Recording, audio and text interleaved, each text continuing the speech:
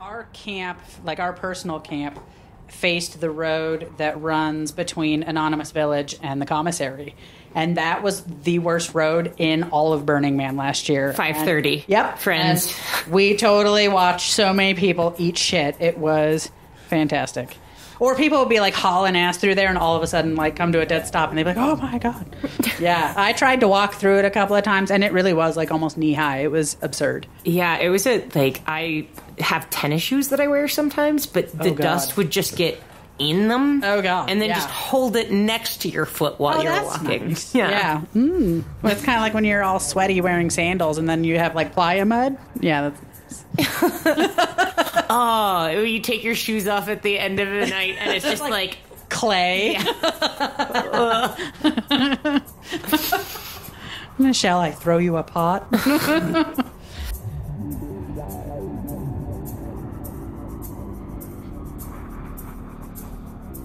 Welcome to Accuracy Third. I'm Beth. I'm D-Day. I'm Rex. And today we are talking to Meta, or The Right Stuff.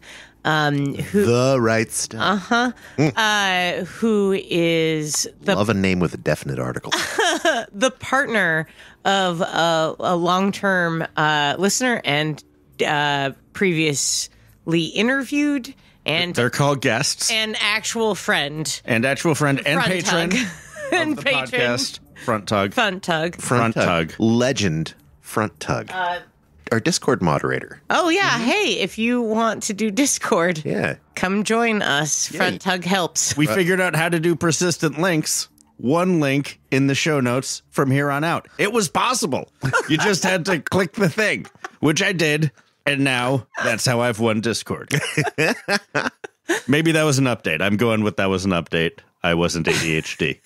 For this interview, I was out in Denver without D-Day or Rex to visit some family, which is where Front Tug and Meta live.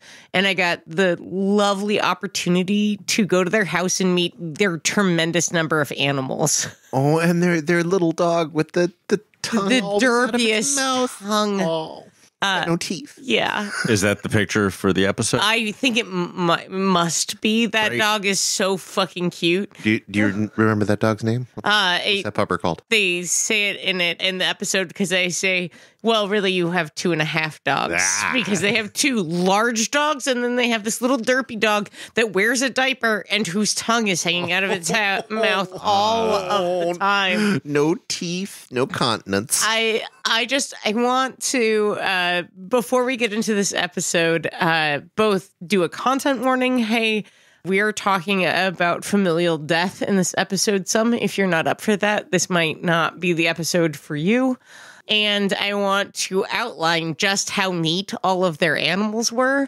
It's rare that I get to meet people that were interviewing's pets. And they had 3 dogs, 2 of which were giant, one of which apparently, if it was let out the door, it's like one of those houses where you can't open the door until they have the dog restrained because the dog's so excited to get out and then starts to get spooked and needs to run away. And this apparently leads to long chases of slow, calm, rangery chases of this dog. One ought not to chase one of your pets. It is not dignified. And they have this big, beautiful cat that just started showing up at their house, declawed. Oh yeah. Like, fuck you, owners. You took away my fingertips. Yeah. I'm gonna go live with Front Tug and The Right Stuff. Listeners. So those were the normal pets that they have, but they have 2 more additional pets. One of which is a one-eyed pufferfish that like just hangs out at the bottom of the tank resting on a block. Like a regular fish isn't much of a pet, but sure, you can still pet it. But like you can't even pet a puffer fish. You can't pet your fish. You shouldn't pet. You shouldn't pet your fish, but no. you can. You'll give them human ick and you'll get fish ick. But the most important thing, and the way I want to frame the way our listeners hear about Meta, is that Meta has a African gray parrot, which is, if you do not know, what it is to commit to a parrot. That's the rest of your life. That is 70 years of parrot. Can you have a parrot without being a parrot lady? Well, this is how I want to frame it up, because she's not. She's just like, if I could go back at 21 and say no, I wouldn't. But this is where I'm at, as she's swinging the parrot upside down on her fingertips in the kitchen. Like, this human being understands commitment that they made towards this animal at like 2021. You can, man. I made a lot of dumb choices in 2021. None of them had a 70-year tail. No, not even my engagement. The first one. I was just blown away. Also, so fucking funny. You've got to love the commitment to a parrot that is like, yeah, this isn't what I choose anymore. It's just what I do. I don't know if a mammal can love a bird. So what I'm learning here is that parrots are never the correct choice, because either you're too young to make the decision with a functioning brain, or too old to live with it throughout its life. You're gonna die before your parrot, and then you'll traumatize Birds this parrot for don't 30 domesticate. Like, they're like lizards. You can put them outside and they will immediately dodge toward food because they're only a couple lines of code. But parrots pair bond for life. And they're very smart, and they pick up a lot of, like, Not smart enough to stay out of cages. Parrots are like a heartbreaker. I totally get why. I also knew my ex-girlfriend from college in the terrible first unicorn hunted triad had an African gray parrot as well. Ugh. And that's a complex choice. And I think only 20-year-old women make, for some reason. Parrots are... Oh. When I was like 19, I bought a tree frog, but I almost got a tortoise. And just imagine if I had to move from the East Coast all the way to the West Coast with that tortoise. Oh, it's really easy. You just put it in a shoebox with leaves. They're fine. That's sort of the anti-parrot. You just you freight yourself your tortoise. Right. Parrots will start pulling out their feathers if their pair bond, leaves for a period of time. That tortoise, if it never sees you again, will never think of you. Exactly. Mayhaps. I certainly don't know how tortoise think. But the point is, you interviewed a lady who is, in fact, the right stuff. The right stuff. And let's hear from her. That was good. Wait, hang on 1 second. Let me do that a little better. So let's listen to the right stuff with the framework of remembering all of these pets. Are they like invading this interview? Oh, we do occasionally talk about the dogs. Were like up in my. These are the dogs that sort of like paw at you like Dr. Worm does if you're not petting them. But they were so sweet, and the cat was like up in my face. Their animals were like immediately adorable in so many ways. You got love bombed by an animal cult. Oh, that's fair. Here's the right stuff. Oh, God. So who do you camp with out there? I camp at Anonymous Village. Yeah. And what does Anonymous Village do? We are a 12-step camp that provides 12-step meetings for anyone who needs them. We also have, like, safe haven sanctuary for anyone who needs to get away and have a place that's sober and clean. And, yeah. This year I was there when you guys started holding meetings, and there was a big announcement in DPW that is just like, hi guys, I know you've been waiting for this camp to show up. Oh yeah, that's awesome. Yeah, it was a big announcement that went over, and it's wonderful that you guys support so many of the volunteers as well as the participants in what you do out there. I think that like it's pretty critical for someone in recovery to know that they have somewhere to go. And it's, you know, you can just walk in any time of day or night, and there's coffee and refreshments. And, you know, if you need to pitch up a tent in our, you know, little like shade structure that we have, you can do that. So you get orphans from other camps? Oh, yeah. We've definitely had orphans in the past years. Yeah. There are other sober camps, but AV, I think, is one of the bigger ones. I know Run Free is like kind of the other place where we do meetings and stuff too, but... Yeah, AV is kind of the one that everyone knows.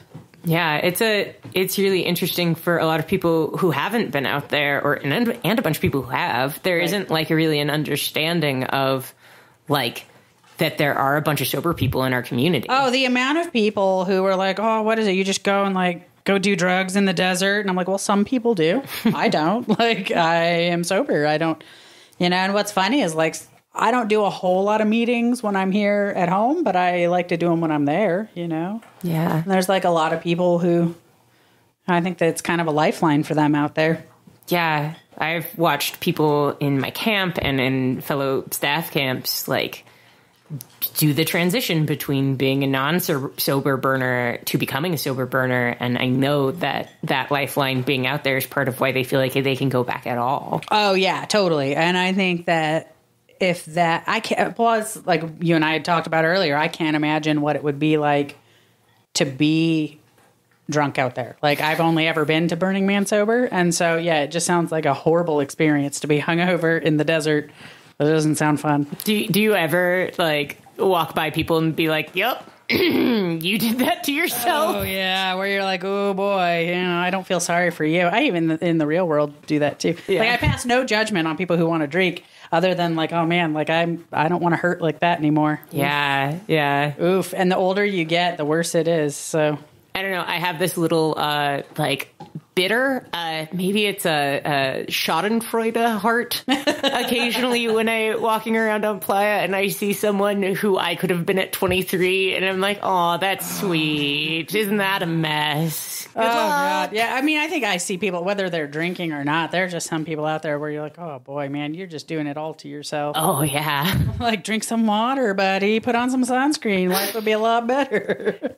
It's so interesting being in a place where you're surrounded by people with a lot of different skills, including a bunch of people who are actively falling apart in front of you. So my first year, one of my campmates was working ESD logistics, and he was one of the shuttle drivers from one of the med stations. And he was talking about someone who had come in, and this chick was like the epitome of sparkle pony. And she comes in with the like giant like Native American headdress and like sparkly outfit. And she and her boyfriend come in, and I guess she is just like falling apart. And they both were like, well, we didn't know when we came out here that there wouldn't be very many vegan options for her to eat. And like, oh yeah. And I remember I was like, what? Did they like not understand the whole concept of like, being radically self-reliant? I mean... so that's where I got my name Right Stuff, is because like I'm a burner that just never got to go to Burning Man until 2018, just by circumstance. And so it's like I've been part of the burner community and friends with burners for 20 years. And I remember my best friend and I talking about going to Burning Man in high school. And so it's like we knew what to bring out when it was my first year. And so like we're setting up camp and I'm pulling out things left and right. And my friend would be like, oh, do you have such and such? And I'd be like, oh, actually I have better, I have this. And so like for instance, we were setting up my shade structure and he was like, do you have rebar to tie it down? I was like, no, I have lag screws. And he was like, oh my God, that's awesome. That's all the right stuff. You're right stuff. You brought all the right stuff. So that's where I got my name. Well prepared. Yeah, totally. Well, and it didn't, hurt that my partner like helped me with that too. But it's wild. You prepared for like a week before you went. Yeah, the first time I got my. I decided I was going to Burning Man the first time. Yeah, literally a week before the burn, and it was just by happenstance I found those tickets on Craigslist. Actually, my friend found them. But I've been going for 10 years, and I'm pretty sure I still don't bring out the right stuff. It doesn't hurt that my partner's like kind of neurotic about shit like that, and it's like, yeah, true story. He definitely wanted to make sure that I wasn't gonna like, have a really miserable time. But it was. So I just, like, of course, like I knew all of the principles, and I knew like you don't go out there expecting that you're gonna eat food from other people. Like you bring your own shit, and especially if you have dietary restrictions. Oh my God, a vegan! So why would I couldn't you go out imagine there being a vegan and being like, well, I didn't realize there weren't very many vegan options. Well, would you think that people were going to have like, a cafeteria for you to go to? Like, I don't even. Yeah. I mean, so- I admire the burners that go out there with the sort of the food burners that are like, I am here to eat other people's food, and totally. I am going to go to the waffles, and then I'm going to go to the barbecue, and then I'm going to go to the burritos. Oh, yeah. Food tourism is a thing, but like, you can't do that while also having a lot of dietary restrictions. Right. Well, and you can't do that and exclusively like expecting that to be how you're going to manage your food out there. No. I mean, yeah, it was a shit show. It was kind of funny. That was like, well, who does that? I mean, but I guess she does that because she did that.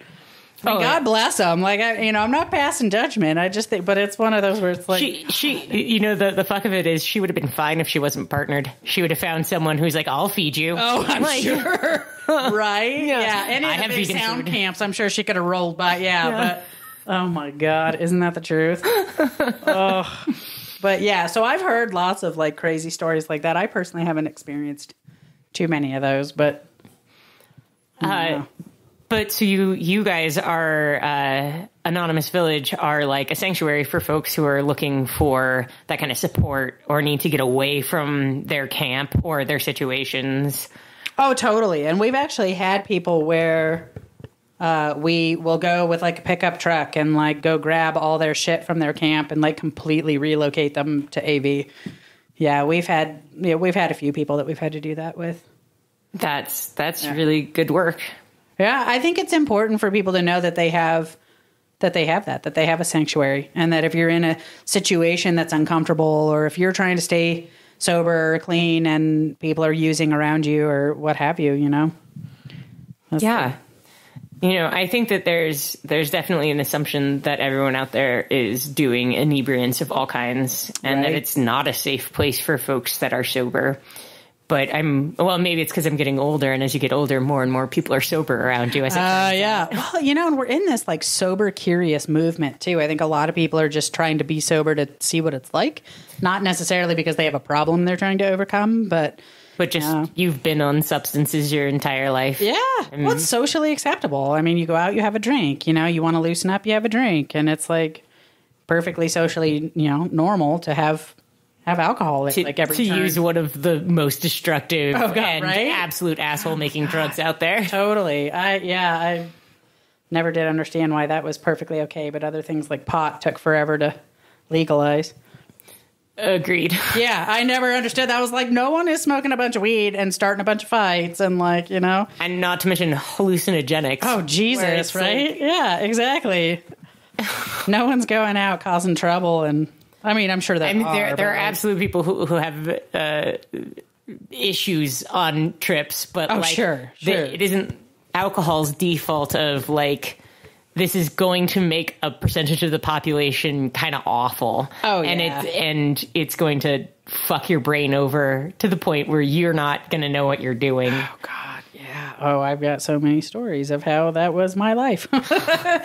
Yeah, but, you know, when I first got sober, it wasn't the popular thing to do. It was really kind of I was kind of an outcast for doing that. I was also 23 when I got sober. So it was... That's a hard age range for it, too. Oh, yeah. Like, my partner stopped drinking, you know, in his 40s, and everyone's like, yeah, great.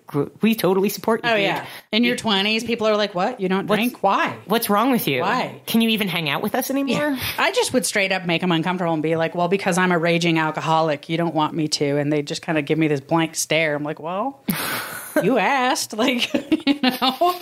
But yeah, I mean, like, what it comes down to is like, yeah, just having a place that's a sanctuary. I think that's important.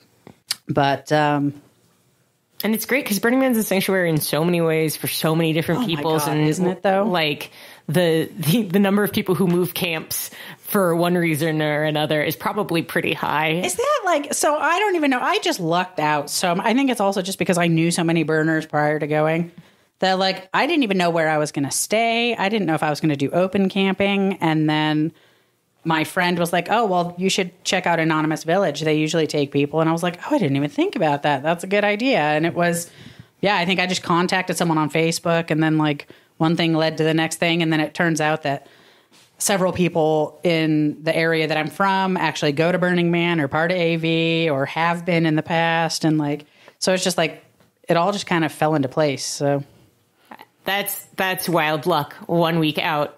Yeah. I feel like it took me a full year to plan for my first Burning Man. Like, I realized I wanted to go about like 6 weeks before the Burning Man that I couldn't go to. And then like I had a whole year to get my shit together and learn what it was that I wanted to do. And I still failed a lot. So That's kind of how Brian's was. I mean, because he didn't want to go with me that first year. yeah. You know, he was like not interested. He thought burners were all just a bunch of, I don't know. He didn't like burners, and he didn't want Burning Man to be part of his life. He wasn't interested whatsoever. And then while I was gone, he watched the live burn, and he was like, oh, maybe I do want to do that. And then he found you guys and started listening to you guys, and that changed everything. And now he's like the burnerest burner I know. Wow. The burnerest burner. The burnerest burner. Sure. Sure. But yeah, I think that like maybe it was not having the time to prepare for it is just kind of like throw me into the fire, you know? Yeah. I mean, the amount of buildup is also a thing. So I tend to think of Burning Man as this series of ramping up excitement and dread of like, totally. I have so much shit to do and I can't get it done. And I am so excited about being out there. So like it's seasonal to me. It's like you get back and you're like, great, I don't have to go again for a year. And then you slowly get around to, damn, I missed that place. And then, oh, totally. Like, I love the building up of it. It would be wild to not know you're going until a week before. Yeah, well, I mean, so I do other festival camping, and so it was like, I mean, I understand that, like, being out in the Black Rock Desert is a little bit different than just being in the mountains of Colorado, but you have to be pretty self-sufficient, and we bring pretty much all of our shit with us to other festivals and hike most of it out, too, so it wasn't too terribly different from what we were accustomed to, but I mean, it's definitely a larger scale. Yeah. And one thing I did last year is, like, every time I think about something that I needed, be like, I better make a list. And so I have this ongoing list of shit I want to bring like for the next year. And so that is so smart. Yeah. Cause I'd be like, okay, so I was ESD logistics last year. And there were times when I was like cruising around that I just wish I had one of those like little pinchy grabber things. So I wouldn't have to get out on my golf cart and I could just like pick up trash while I was like cruising around in the golf cart. Yeah. Right. And I was like, so I need one of the like pinchy grabber things. So, you know, yeah. You have time to find it. Yeah, right? But I just put it, I was like, I make the list like right now. So then I just have it ready to roll for the following year. That's great. So you'd been to a bunch of other stuff before. Yeah. Yeah. What stands out as different to you about Burning Man than other festivals? What's funny is I don't really look at Burning Man as a festival. I mean, I think to some people it probably is. And trying to explain to anyone on the outside what it is really difficult for me. Because I kind of see it as like just a collaboration of people who are the type of people who are like on the fringe of society anyway. I don't know. I mean, but those are the kind of people that I pal around with. I mean, there are people out there that to them it's just another Coachella, or to them it's just another experience like that to come and like not participate but be entertained. And I guess like for me it just is it's a place where I can fully be myself, but it's also a place where I can get away from the real world a little bit. It's a place where I am surrounded by people who are equally as weird as me. Like I was always the weird outcast kid. And so it's like I go out to the playa and there's like 70,000 other outcast kids, you know, like it's not unusual to, you know, see the guy walking around in a diaper, you know, like it absolutely is just a place where like all of the weirdos can come together and nobody really sees you as the weirdo. Yeah. You know, you're talking about the people who may treat it like Coachella or any other thing. And I don't know if I've just been lucky or I'm just a haggard old burner that doesn't talk to people, but I haven't really run into people like that out there. I'm sure there are, but they're like in air-conditioned trailers most of the time. Like they're taking showers 8 hours a day. So I'm kind of an asshole. And one of my friends from maybe my first year, anytime that we would see the Instagrammers out on the playa doing pictures, we would photobomb and like ride through their pictures and like make obscene gestures and like, yeah. So I run into them, but only because I seek them out. And I'm not really a dick, but like when I'm out there, I can sometimes be. But I figure if you're an earnest burner, then people bombing your photos only make them better. I think it's hilarious, but it was, but when you want your Instagram perfect picture, I suppose some asshole in the background, like, Fuck that shit. well, What is a piece of art out there that's really gotten to you? Oh, Baba Yaga's house was like one of my favorite things ever. Yeah. But I'm like obsessed with Baba Yaga. Did you get to talk with Baba Yaga? And just went to the house? I went inside the house, and so like I said, I have this thing. I mean, I built my own Baba Yaga house. You can see it in the bookcase over there. Oh, that's so cute. Yeah, I built her the from chicken scratch. feet. Yeah, and I made the chicken feet out of Fimo clay, and like, so like I have a thing with Baba Yaga anyway. So having that in like person, I was like, oh, that's so cool.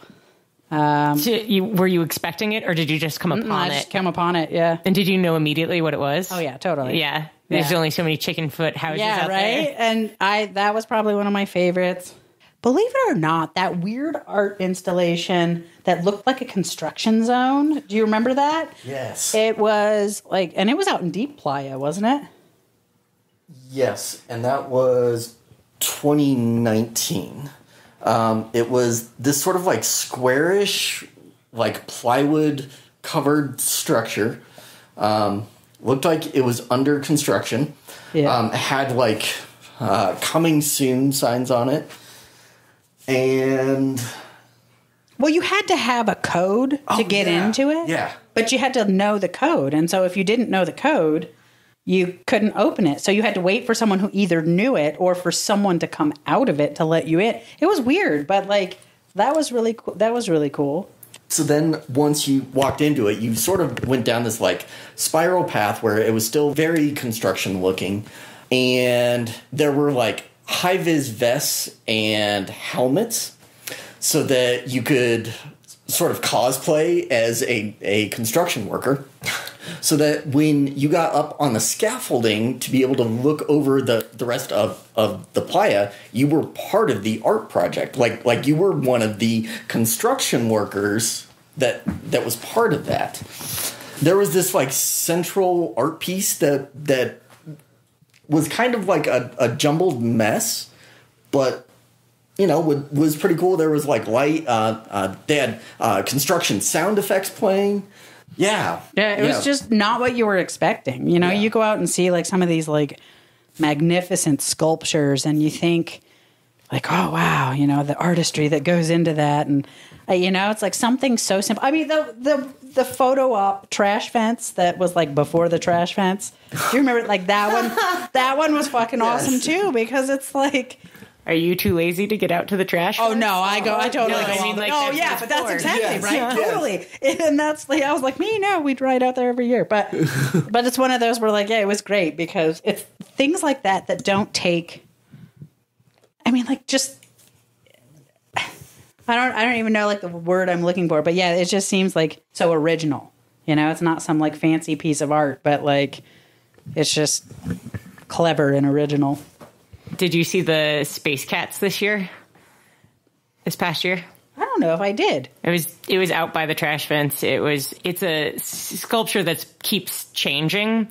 It was these little models of cats that are about like 2 feet tall and they have like helmets on and they've been coming out for years and they've been getting more and more complex. And now they have a spaceship that is like cat scratching posts on the inside. No, we missed that one. It was very, very cute. But it reminds funny. me of this is this enormous piece of like highly detailed art. It's like, this is a funny thing that a lot of people put a lot of time into. Oh, totally. It keeps iterating and changing. I always think about things I want to build for art out there. Have you ever built art? Not big art. I'd love to. Yeah. I'd love to. Yeah, I want my best friend and I want to learn to weld so we can make some killer pieces to bring out. Well, it's not too super hard.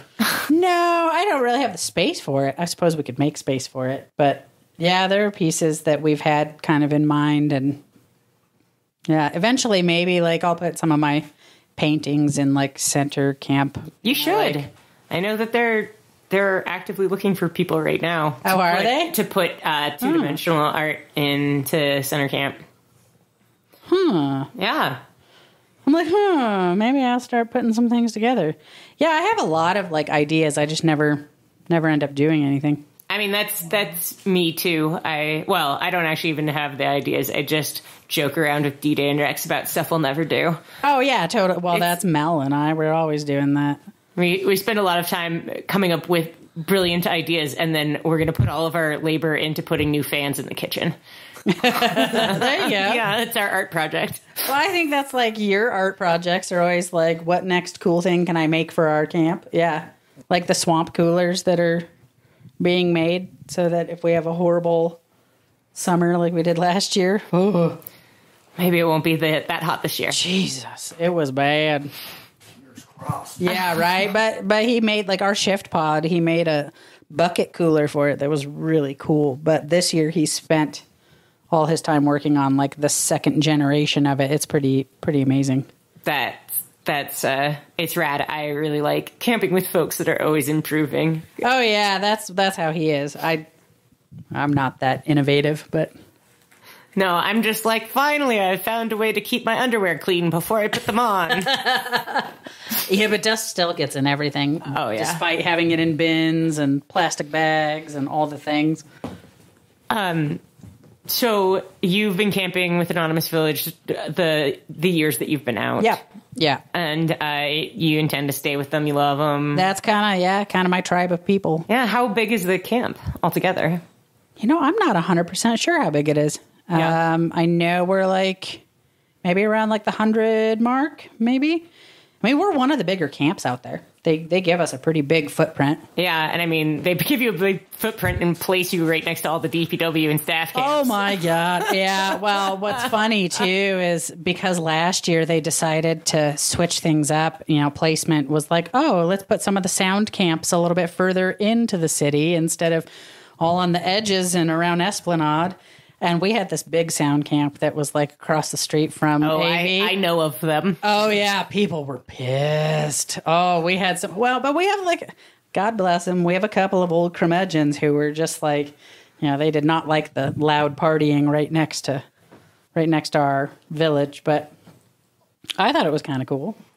Yeah. I mean, bless the Oregon placers for trying new things and pissing people off in brand new ways. Oh, right. Well, yeah. I mean, shit, I understand how that goes. I've sat on the board of directors for another festival here in Colorado, and you can't ever make anyone happy. Yeah, I imagine people who have been in similar positions have more empathy for it. Like, I chat with people who haven't done it on this level, and they're often like, man, these are dumb choices and all these things, and it's like, how could you make choices for 80,000 people that they're going to like? Oh, my God. Like, we had a hard enough time for a festival of like 300 to 500 people. I can't even imagine on the 80,000 level. And the thing is, I'm trying so hard to not get into that level of leadership at all with Burning Man. Like, I do ESD logistics, and that's like I like being a grunt. I don't mind coming in and paying my dues but no, I don't want to be in charge of anything. No, thanks. Yeah, you say that now. You know what, though? Like, I mean, yeah, you're right. But yeah. I used to say the same thing about the other festival I was a part of, but it sucks you in. It can. Yeah. It can. Yeah, leadership is not my favorite. So what do you do with ESD, for ESD? So I do just logistics. So we get like food for all the people at the stations, and we dump the trash, and we fill up we fuel up the vehicles and do, like grunt work.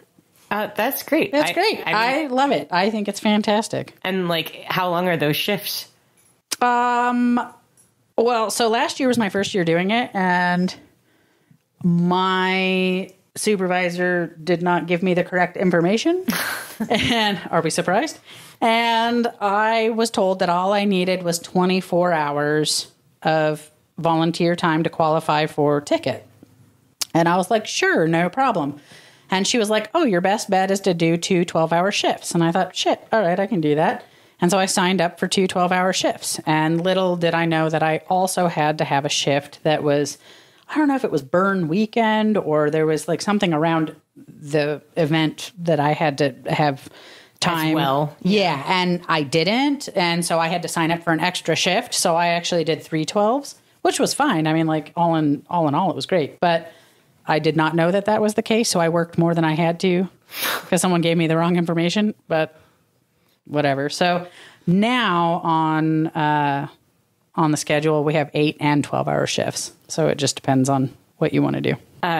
So when you're not working out there, what is it that you like to do? That really just depends. I think one of the most memorable things that I did was last year. I went and I watched the marathon. I went and sat on Esplanade. Somebody had a swing set out, and so I just was swinging and like yelling at the runners and like, keep going, you're doing great. And then they'd scowl at me because, Because they're miserable at running a marathon. But yeah, that was kind of fun to just sit and do that. I like to just explore and see what's out there, ride my bike around and see, what kind of shenanigans people are getting up to. What is one of the neater camps that you've stumbled across? Something you weren't expecting? That's a hard one. I don't know. What did you have an idea when it? So one of the ones that was really cool that we stumbled into, I want to say it was last year. We were out biking. I want to say it was either mid-morning or mid-afternoon. Can't really remember. And we stumbled across it was a spiked lemonade stand. And they were perfectly happy to just pour us cups of regular lemonade, fresh squeeze. Oh, yeah, that's right. I forgot about that place. And that was one of the most refreshing things I have had on Playa. That's right. I totally forgot about that. That was... What was that when I was getting my bike fix? No, that was before bike fixing. Yeah. I don't know. There are so many things. It's hard. There was one camp that had... Essentially, it was like their version of cornhole, but it was a big vagina, and you had to throw the dicks into the vagina. That was pretty cool. So in my day-to-day life, I'm pretty serious, and I'm pretty type A, and I have like a pretty responsible life. And so when I'm out there, I kind of like to let loose as much as I can. And so, yeah, rolling upon a giant vagina game is pretty awesome. Or the camp where the guy does the pictures, the portraits, that's cool. Yeah. Like, we found him by accident both years that we had our pictures taken by him. But I don't know. I think, too, like, because I don't drink, I don't venture into camps very much because so many people are just offering alcohol. Mm-hmm. So I guess that deters me from going into too many places. One camp that we had a fantastic time at was the Dusty Throwdown. We went searching for the Dusty Throwdown to go see, who was it? It was... trying to remember now. Music? Yes. Yeah, it was. Yes, it was Carola Dust. Oh, that's right. Uh-huh. And... Rufus Du Sol? Yes. Yeah. Yes. They put on a fantastic show. It was fucking epic. It was such a fucking, like, great camp. Totally cool. Very chill. Fantastic music. And no, dear listener, we did not find them. Because that camp did not exist. But what that entry in the Rockstar Librarian did is it got us out of camp on a night when we probably would have stayed in. Mm-hmm. And we went and saw some fantastic art on the playa. We wandered around. We just had a fantastic time. So massive kudos to whoever pulled that prank off. Yeah, I mean, it was one of those, like, because I was really excited because Carola Dust is like one of my favorites. Yeah, so, same. Yeah, I was like, sweet, this will be really cool. Yeah, and we didn't find shit because it wasn't really happening. Yeah, because shit didn't exist to find. No, not at all.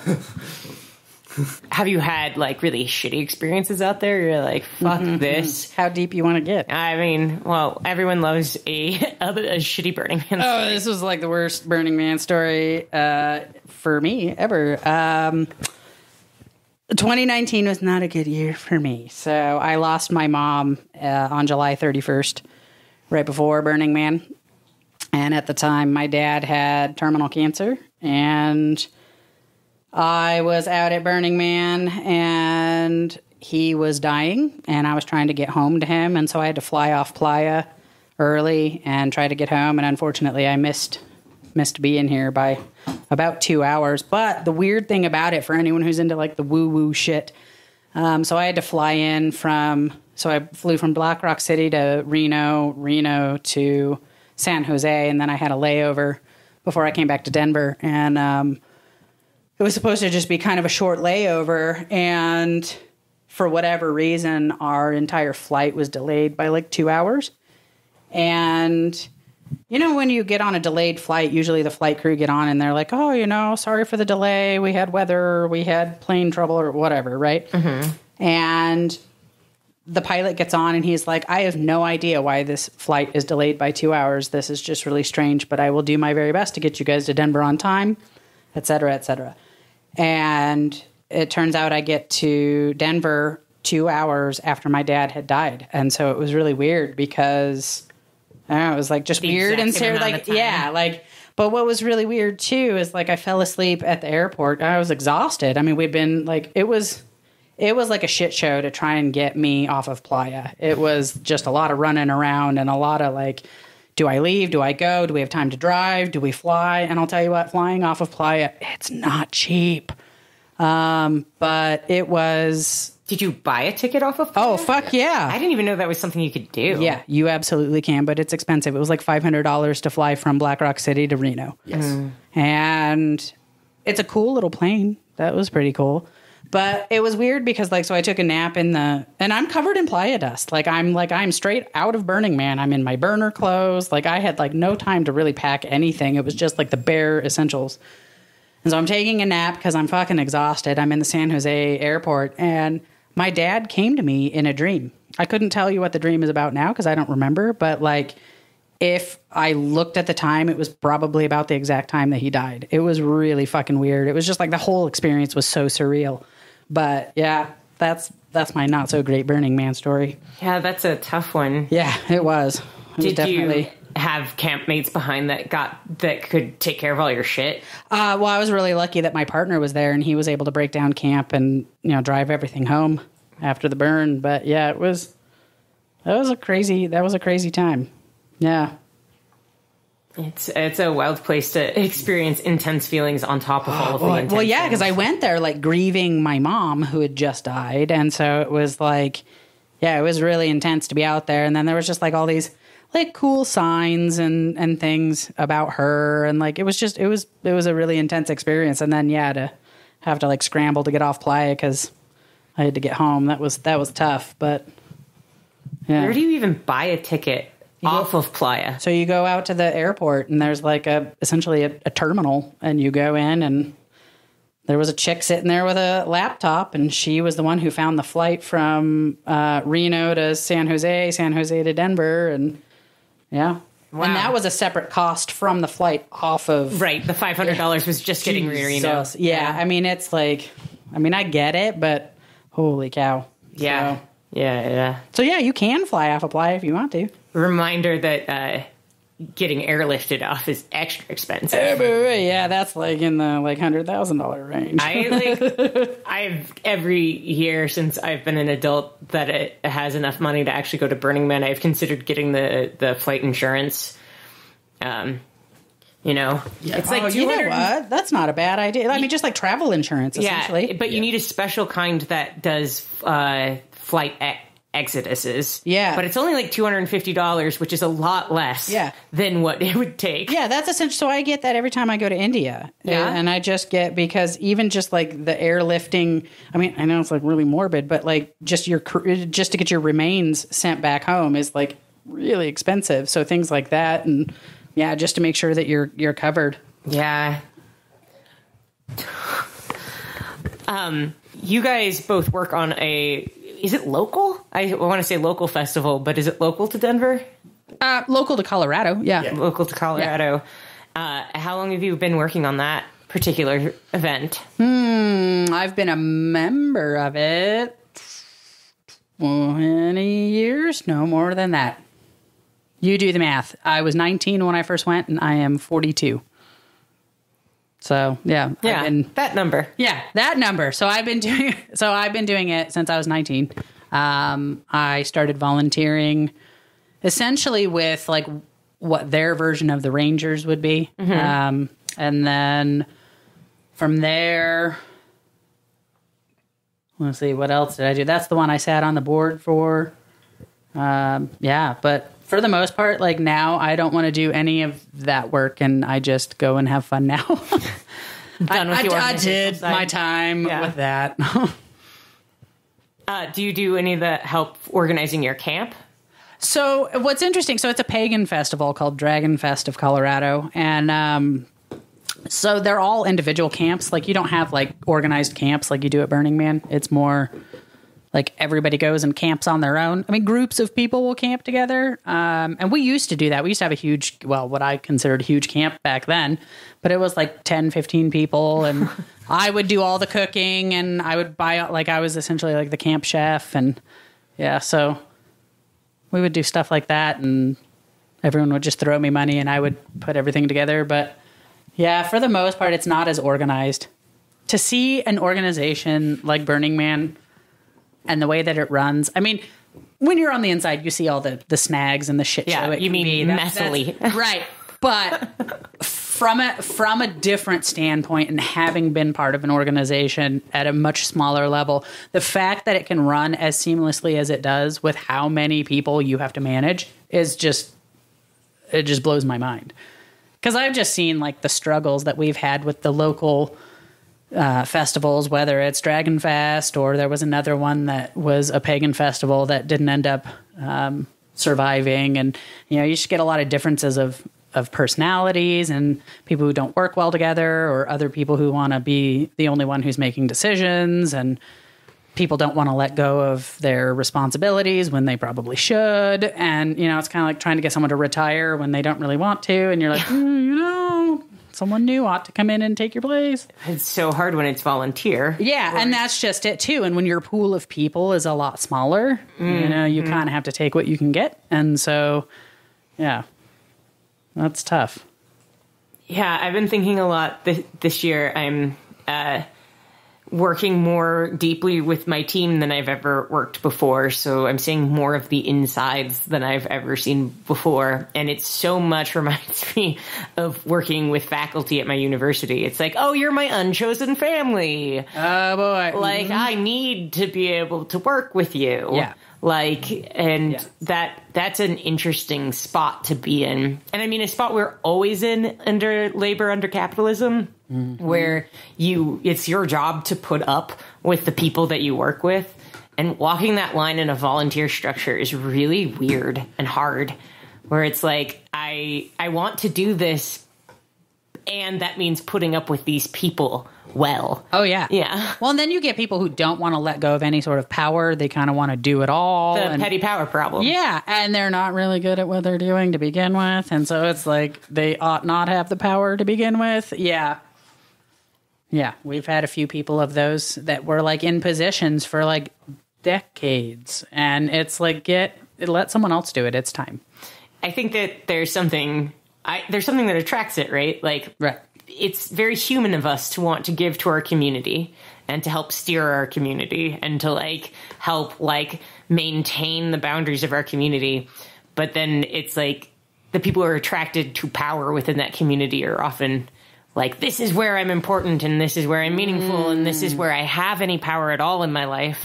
And so I desperately want to hang on to that in this one spot. Yes. But where that comes from is like we were all like picked on kids. We were all the nerdy kids. You run into that especially in the pagan community here. Like you really get people who were like picked last, you know, like they were the ones picked last in school. And so when they do have, you know, and myself included, like I'm certainly not excluding myself from this, but like when you have a little bit of power, it's like the first time ever that you are quote unquote important or have a role of importance where people look up to you and you're not the one being picked last. I think that those people have a hard time letting go of those positions, you know? Yeah.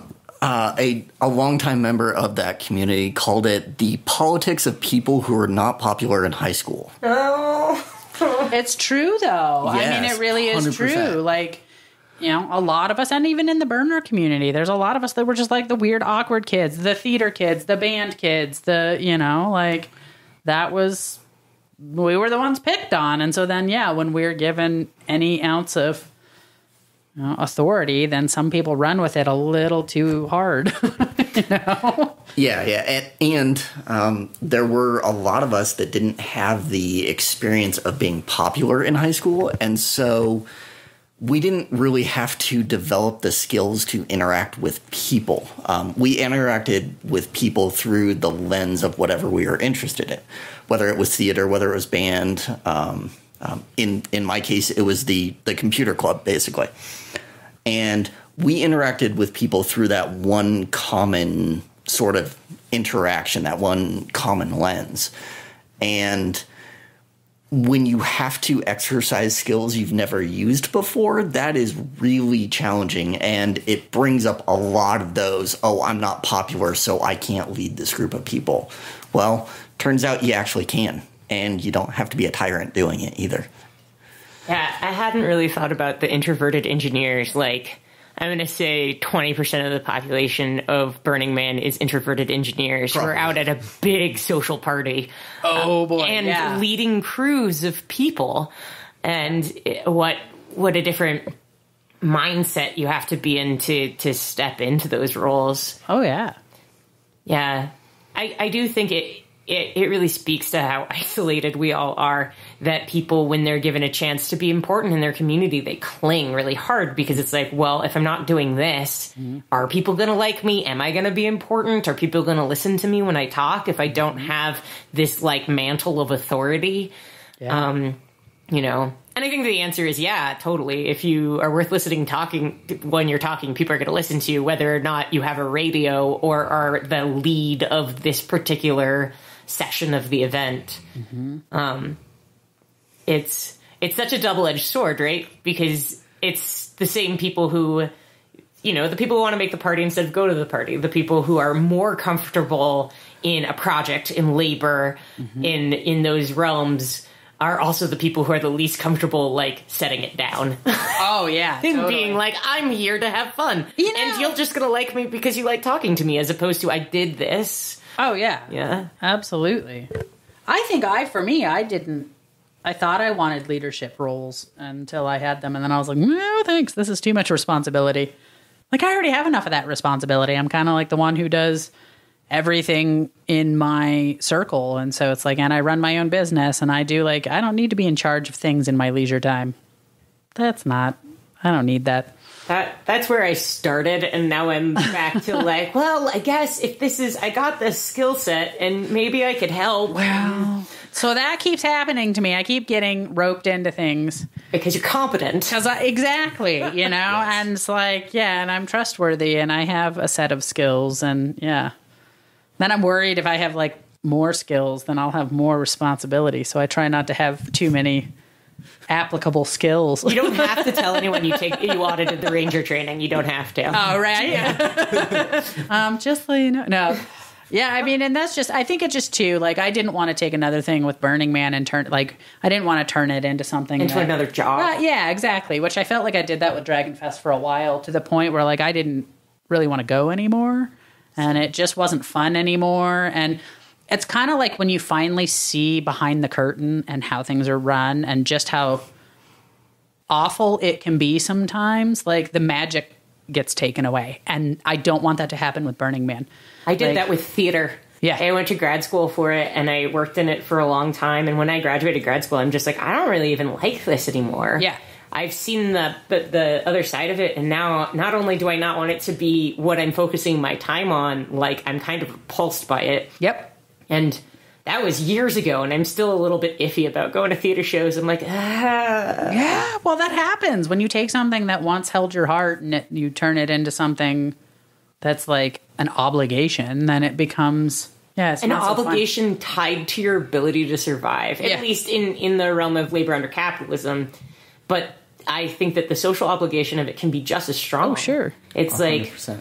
like, we know D-Day ended up being the volunteer coordinator in his position for like 5 years too long because there wasn't anyone trained up. He trained up replacements and then they didn't do it. Yeah. They'd train up and then be like, no, I'm not actually coming.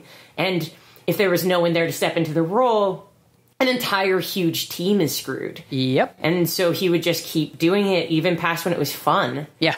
You know, it's really funny. This year was the first year that he wasn't doing that in a long time. And I'm like, wow, you're so happy. Right? And it's like, oh, I had no idea how stressed out you were about this job. Oh, yeah. Well, that's how Brian was the first year he went to Dragonfest as just a participant and not in any sort of leadership. It was like a totally different ballgame, you know? And same thing, too. My first year back as just a participant was like, I can come and I can do my work shift because they require a work shift, a 2-hour work shift of every single person in the festival. And, you know, I did my work shift and then like I just did my thing. And it was really nice to not have to go in and be like, oh my God, like I am legally liable because I sit on the board and like all these, and it was really nice to not have the responsibility. Yeah, I think that might be a good thing to think about if you're dreading Burning Man this year. Yeah, that right. You're doing is like, you don't have to. You can put down responsibility. Sure. You can let other people step up into it and you can let them do it badly. Mm-hmm. You know, it's okay. The man's going to burn. It's a safe place to fail. Like you don't, you know, if you walk away from a role, there's someone else who's going to step in. Yeah. Well, the community's big enough that it can happen. And that's the problem. Yeah, and that's the problem that we ran into, especially with Dragonfest, is our community just kept dwindling smaller and smaller and smaller. And it felt like more people just wanted to come and be entertained instead of like actually make it happen for other people. Yeah. And so it's like, I just have found that like I like the fine balance between the two. And that's one thing I love about doing logs at Burning Man is that like I can support one of the most important of the structures of Burning Man. You know, it's ESD is like pretty fucking important. And I love that I can take care of the people who take care of the people. And that feels so much more fulfilling because it feels like, I can't tell you how many times, like we would be dumping the trash and like one of the nurses would be like, oh, hey, you know, thanks so much for doing that. We really appreciate that.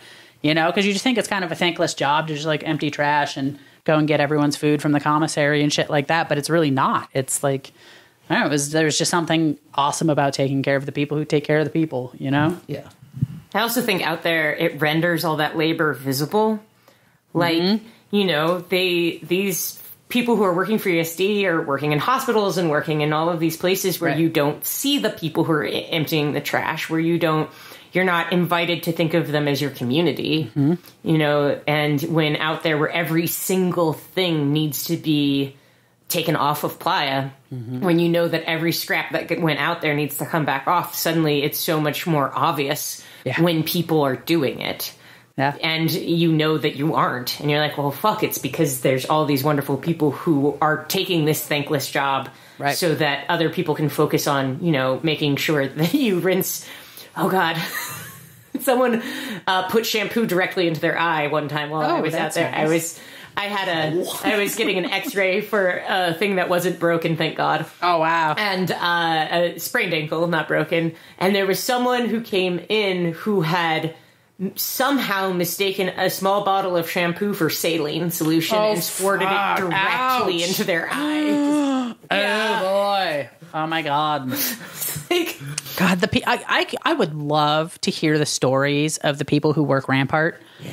Because they're contracted and they aren't burners necessarily. That, oh my God, can you imagine? They're the nicest people. Oh, they're great. Whenever you're in there, just chat with them because they're wonderful. Oh, yeah. And they love burners because everyone is so grateful to have anyone who knows what they're doing. Oh, no shit. I mean, people are grateful even at the med stations. And that's where like most of our support is out at the med stations. And it's like, yeah, that is one thing is people are really grateful for us to be out there.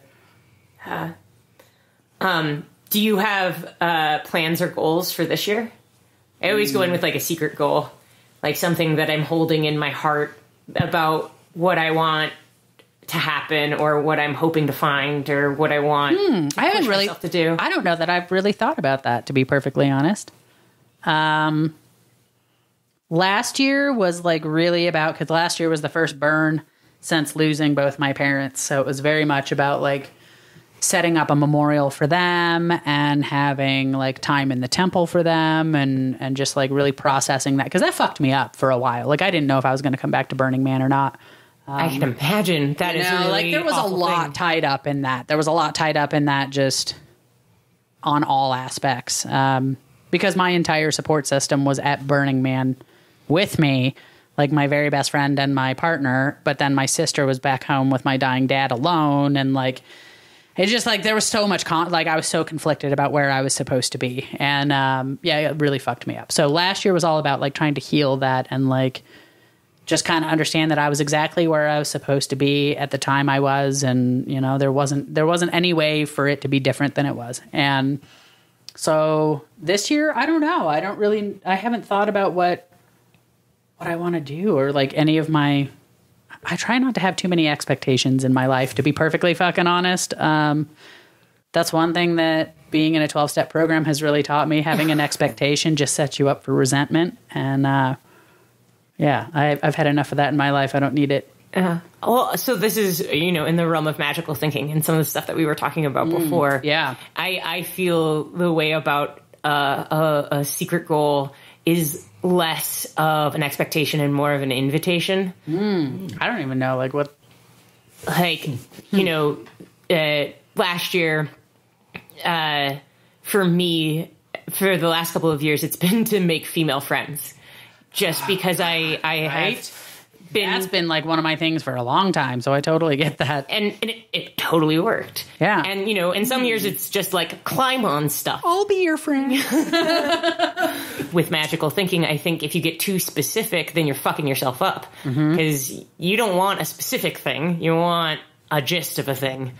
Well, you just give me an idea, because that's, like, what we were talking about at dinner was...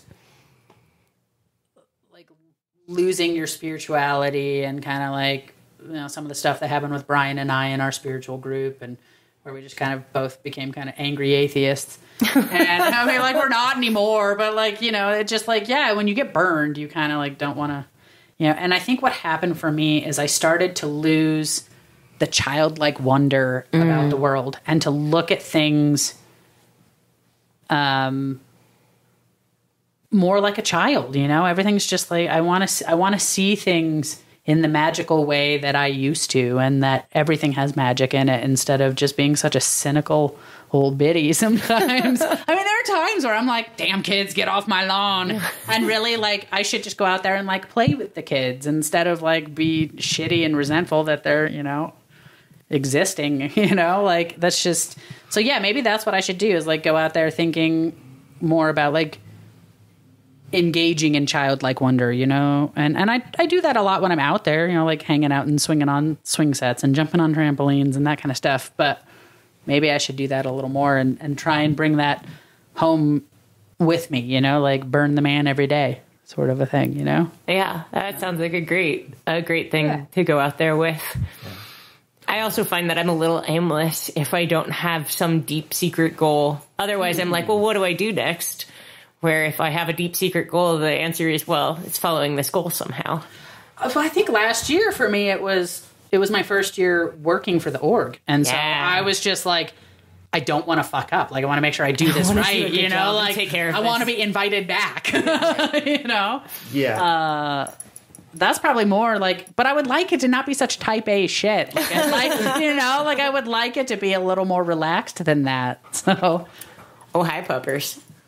Oh, hi, tall puppers. What you guys can't see, dear listeners, are there two dogs that like pets so much they'll just paw at you. They'll just reach out their paw and be like, pet me. Oh my gosh, Pet they're me. both so needy. They're very cute. What do you do with all your creatures while you're away? Oh boy. Well, we used to hire a friend of ours' kid. We're not entirely sure we're going to do that again, but I don't know. Maybe we usually make it work. Either a friend or my sister or somebody, but Yeah, it's tough because we've got the 3 dogs, a cat, a puffer fish.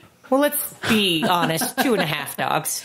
That's true. Yeah. Humphrey is like, just like a dog cat. He's little.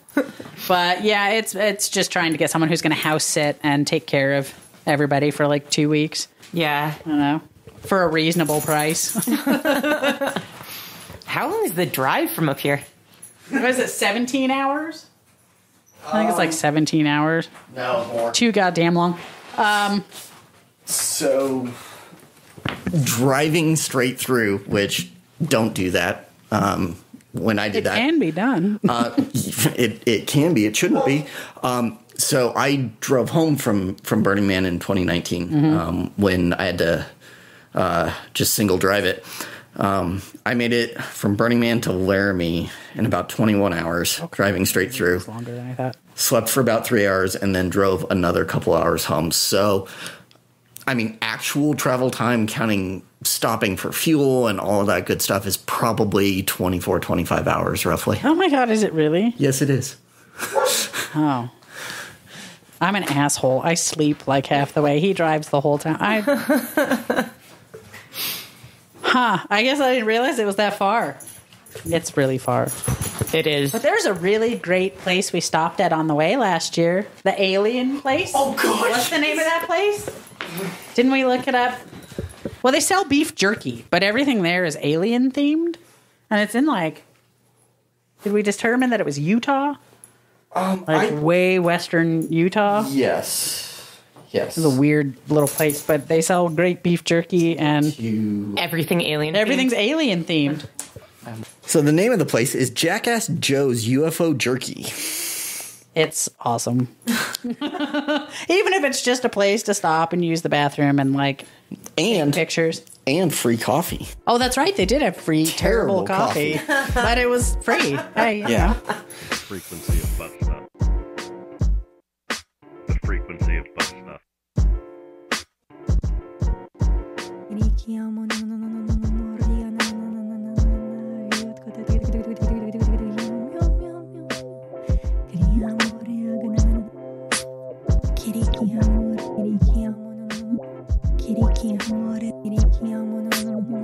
frequency of butt stuff. What would you, if you were giving advice to someone who's going for the first time this year, what would you say? Don't go by yourself. Well, I mean, maybe. Or at least make sure you have a community of people you can tap into and ask questions and make sure that you... I don't think I would have been as well prepared if I hadn't known burners for 20 years. I think that it really would have been a very different situation. But just read the 10 principles and take them to heart. You need to be radically self-reliant. Make sure that you're bringing everything that you think you're going to need. Because it's not Including your vegan food. Right, yeah. Well, yes. I mean, it's you'd be surprised the things that people forget. And it's the likelihood of you needing a tampon and not being able to find it, and that's probably not going to happen. You can probably find things like that. But, or you can just go over to Free Bleed Camp and they'll give you some black panties. Is there really Free Bleed Camp? I don't know if it's a camp or an event at a camp, but there's a Free Bleed event. That's not my jam. But hey, to each their own. I hope it's full of white couches. That would be awesome. Yeah, the rule is you have to wear, white pants and sit on the white couch.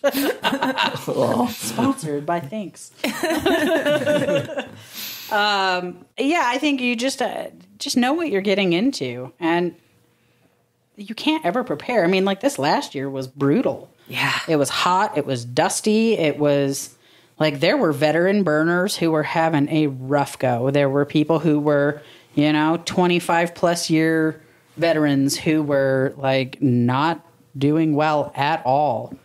One of my campmates was just having a really rough time. And yeah, I mean, she's been doing the burn for a long time, at least 20 years. So, yeah, just you never know what to prepare for. So, kind of bring everything you think you might need and know that that's not going to be enough, I guess, Yeah. So are you going to volunteer for ESD again? Yeah, I'm doing logs again this year. I got sucked in. I was like, yeah, I kind of like doing this. Kind of like having a little bit of a position. But I also just enjoyed it, the people that I met, too, because it got me out of my comfort zone and out of my camp and out of, like, seeing people and hanging out with people that I otherwise might not have. And, yeah, well, it was kind of cool. And it doesn't hurt that my best friend is one of the firefighters out there. So, Yeah. you know. I think volunteering is one of those things that, you know, Rex just found this statistic that something like 20% of the populace volunteers for the org. I think that's amazing. Isn't that great? And I think it should be that way, yeah. And that's if you are an introvert, if you are one of the people who struggles plugging in to new communities and stuff like that, one of the great ways to just get an instant something to do and a bunch of people that you're going to do it with is to go volunteer. Yeah, exactly. I think that makes it gets you out of your comfort zone a little bit. So I'm a hairstylist in my mundane life, and so I'm always with people. I'm always talking, and I have to although I am introverted, I have to pretend like I'm extroverted, and so it's extrovert for cash. Yeah, pretty right. Extrovert for pay. Yeah, I'll be anything you want, baby. Unless I'm really comfortable, and then like with the people I'm comfortable with, I can be more extroverted. But it's interesting because I was definitely hanging out with people I otherwise probably would not have, being on ESD last year. Yeah, that's a great way to broaden. Like, if you go to Burning Man and think there's one type of burners, you need to go volunteer somewhere. Oh boy! Seriously. Oh my God, they're. Well, it's crazy just the people I run into in ESD. Like some of the people, like what they do in their mundane lives. And you're like, but you're out here at Burning Man. Like you're so crazy out here. But when you're home, like, you're like, what? Like a brain surgeon? Holy shit. You know, like, yeah, it's just crazy. Because I think it's a place where everyone can let loose and be themselves, you know, for a week out of the year. Or longer if you're suckered into going out earlier.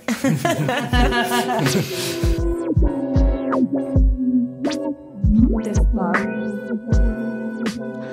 This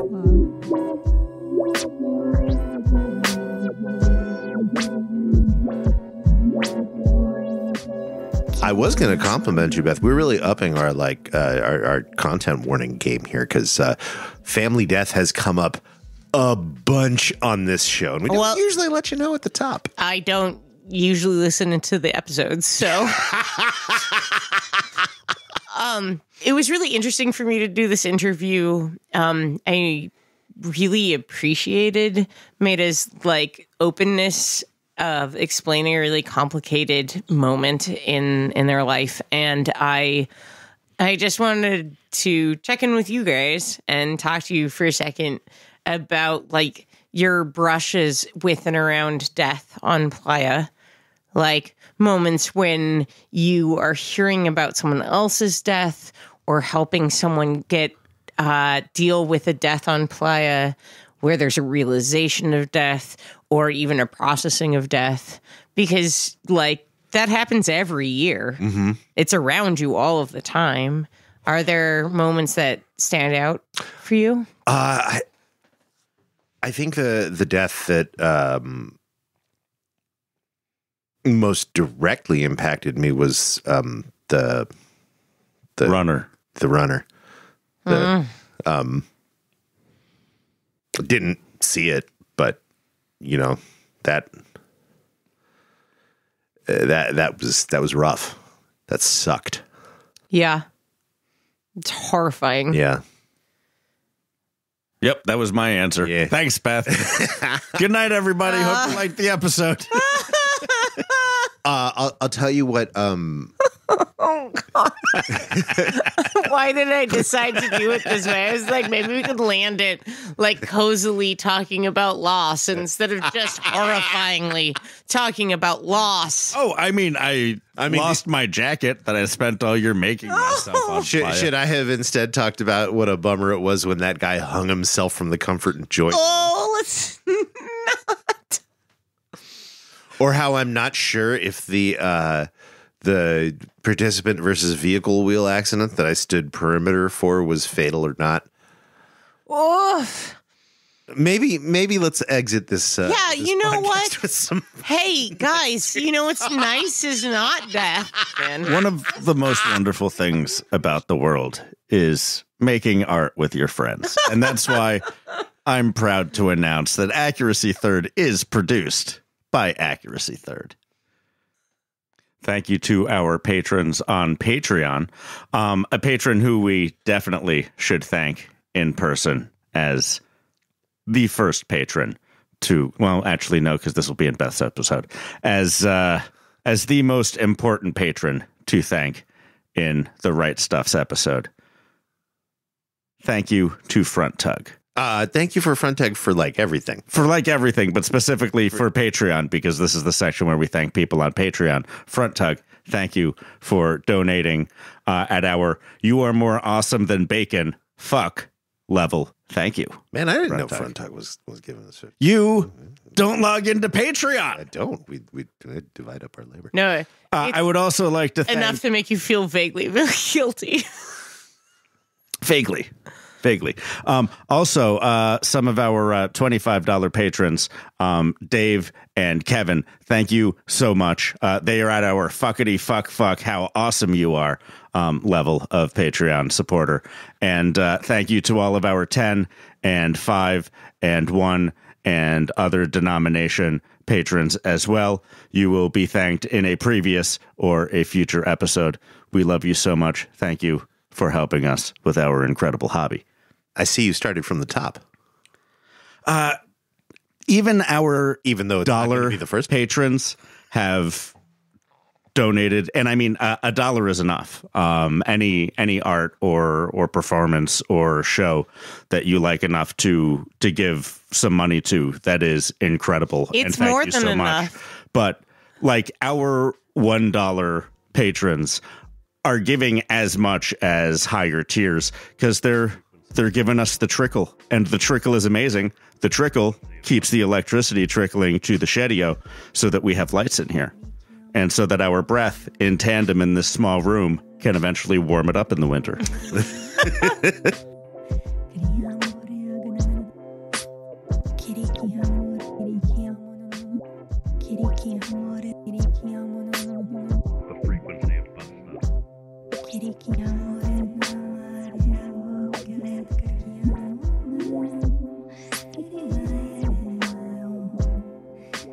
I mean, hey, my mom always said, if you can smell yourself, everyone else has been smelling you for 3 days.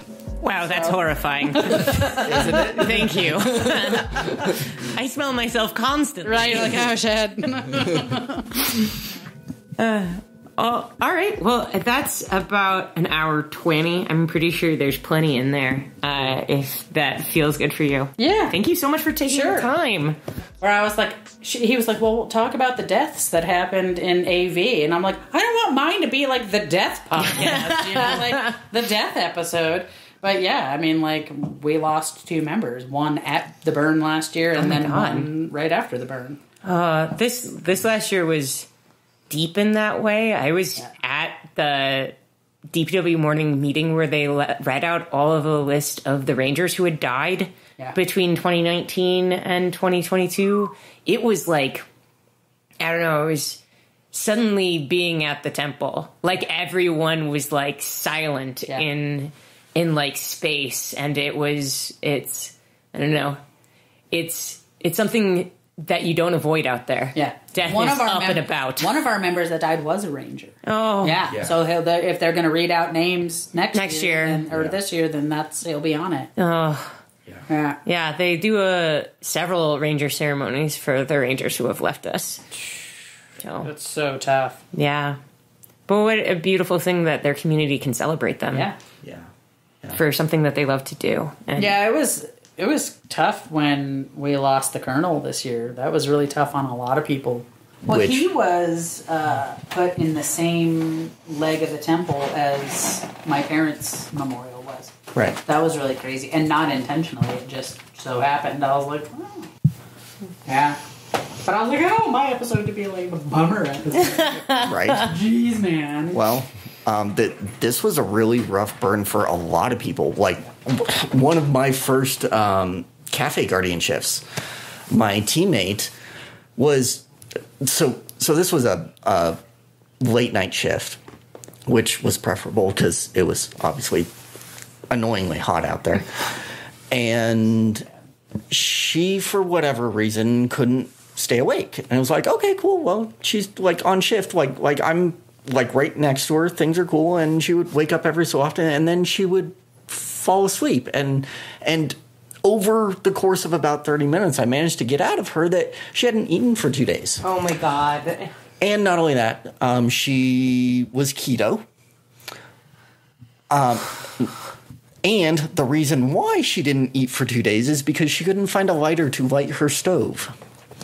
Oh my God, kids. This is a longtime burner who went to the Rogue Burn, did just fine there. What it really boils down to is that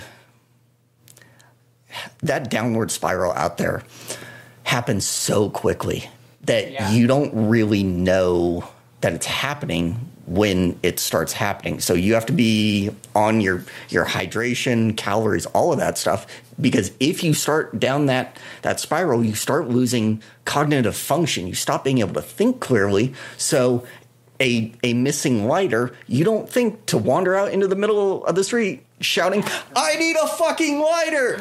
Yeah. You know, you would have 15 lighters thrown at you in 10 seconds. But as your brain stops losing function, you can end up on that downward spiral pretty quickly. And we were able to get her checked out by ESD. We fed her some very carb-heavy things, which perked her right up. She was, like, functional, raring to go. Instantly, her brain is like, oh, sugar. Right. Totally. We had ESD basically give her a ride back to her camp. We found a lighter in center camp to give to her so that she could, go light her stove and go get some food. And I'm sure ESD probably kept a close eye on her to make sure she was actually making food and starting to eat and all of those things. Why on earth would you go out there with dietary restrictions? Like, I just don't. Even if I were on a diet, and I've been on several different diets in my life, I would give myself grace for that week to eat whatever the fuck I needed to eat. Right. Because remember, especially if you're a first-time burner, you're going to a place that is actively trying to kill you every second that you are on that playa. Well, with what I saw this year, oh yes, it's absolutely true. Some years are better than others. But yeah, this year the playa was actively trying to kill you every second you were out there. And so you had to stay on top of hydration and nutrition and sleep and all of those things. Fucking hot. Yeah. It was so hot, and I had already dealt with enough hot earlier that year. I had been in India, and it was 116 degrees in Jaipur. Oh my God. It was awful. And then the playa wasn't any better. It was so bad and hot and dusty, and I think people were frustrated and... Yeah, and like having a shift pod and a bucket cooler like helped, but it was not enough. Thus, I am rebuilding our bucket cooler. Well, and let's all just hope for a year that's like 20 degrees cooler. God, it just, that would make all the difference. And the dust to be not as dusty. I could really go for a year where it's freezing at night. Yeah, honestly. I still have not experienced that. Oh, really? Yeah, same. Yeah. Same. I always bring warm stuff because I've heard horror stories of literally waking up to frost. Yeah. But I've never experienced that. It's a different kind of situation when it's so cold out at night. Right. Yeah, well, and let's see here. What else? I mean, the one hope that I have for 2022 is that it weeded out some of the sparkle ponies, some of the chaff, and left some of the good burners behind that were effectively, yes, it's hot, yes, it's shitty, and I'm still going to have a fantastic time. Yeah, I also think it was the retiring force for a bunch of old school burners, like people who are like, I'm coming back, and then they're like, never mind, I don't want to do that anymore. Right. Till 1 week prior to the burn, when they're sitting there going, man, probably should have gone. Man, I really wish I was anxious and packing right now. Right. Yeah. I haven't done a 4-hour sewing project in a while.